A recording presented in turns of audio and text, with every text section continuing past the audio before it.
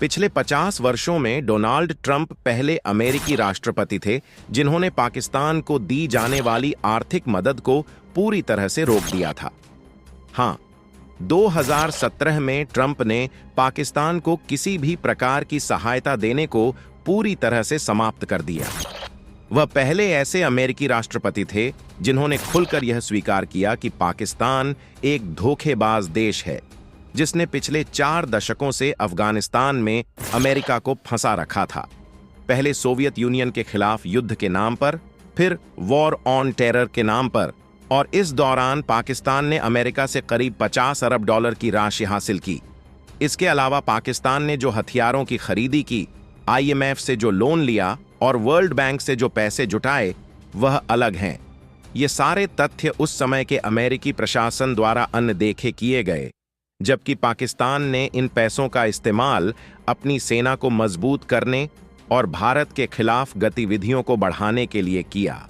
Trump ने खुलकर यह बताया कि पाकिस्तान ने अमेरिका की मदद का दुरुपयोग किया और अमेरिका से जितनी भी आर्थिक सहायता मिली उसे आतंकवाद और हिंसा के समर्थन में इस्तेमाल किया।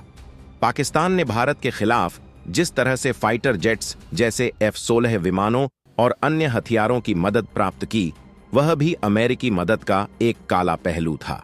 यह तथ्य स्पष्ट करता है कि पाकिस्तान ने अपनी मदद को न केवल खुद के हितों के लिए इस्तेमाल किया, बल्कि वह इसे दूसरों के खिलाफ भी उपयोग करता रहा, जो अमेरिका के राष्ट्रीय हितों के खिलाफ था। ट्रंप का यह कदम इस बात को उजागर करता है कि अमेरिका ने पाकिस्तान को पर्याप्त मदद दी, लेकिन पाकिस्तान ने उसे गलत तरीके से इस्तेमाल किया।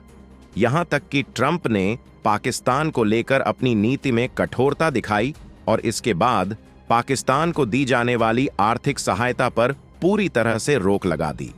पाकिस्तान से आंतरिक और बाहरी धोखाधड़ी की जो कड़ी शुरू हुई थी, उसे ट्रंप ने कड़ी नजर से देखा। पाकिस्तान से आतंकवाद के खतरे को महसूस करते हुए ट्रंप ने यह निर्णय लिया कि अमेरिका को अब पाकिस्तान को कोई भी आर्थिक मदद नहीं देनी चाहिए, क्योंकि पाकिस्तान ने हमेशा अमेरिका का इस्तेमाल अपने फायदे के लिए किया। इसमें कोई शक नहीं कि पाकिस्तान ने पिछले कई दशकों से अमेरिका के साथ अपनी भागीदारी का गलत लाभ उठाया है। पाकिस्तान की मदद से ही अमेरिका ने सोवियत यूनियन को अफगानिस्तान में हराया, लेकिन इसके बदले पाकिस्तान ने आतंकवादी गतिविधियों को बढ़ावा दिया और भारत के खिलाफ अपने आक्रामक रुख को जारी रखा। इसके अलावा पाकिस्तान ने कई बार अमेरिका से वित्तीय मदद प्राप्त की और उसके बाद उन पैसों का इस्तेमाल आतंकवाद के नेटवर्क को मजबूत करने में किया, जो अमेरिका और भारत दोनों के लिए खतरे की बात थी। डोनाल्ड ट्रंप के अमेरिका के राष्ट्रपति बनने के बाद से उनकी नीतियां और निर्णय वैश्विक राजनीति में कई महत्वपूर्ण बदलाव लेकर आए हैं। ट्रंप ने न केवल अपनी कड़ी और अलग नीतियों से अमेरिका की आंतरिक स्थिति को प्रभावित किया, बल्कि विदेश नीति में भी कुछ ऐसे फैसले लिए जिनका असर पूरी दुनिया पर पड़ा।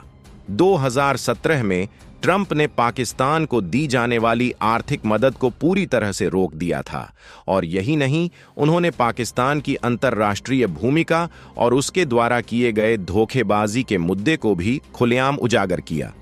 उनके राष्ट्रपति बनने के बाद अब एक और महत्वपूर्ण बात सामने आई है, और वह यह है कि ट्रंप ने पाकिस्तान और उसके नागरिकों पर एक सख्त बैन लगाने की योजना बनाई है। यह बैन पाकिस्तान के नागरिकों के अमेरिका में प्रवेश को पूरी तरह से निषिद्ध कर देगा।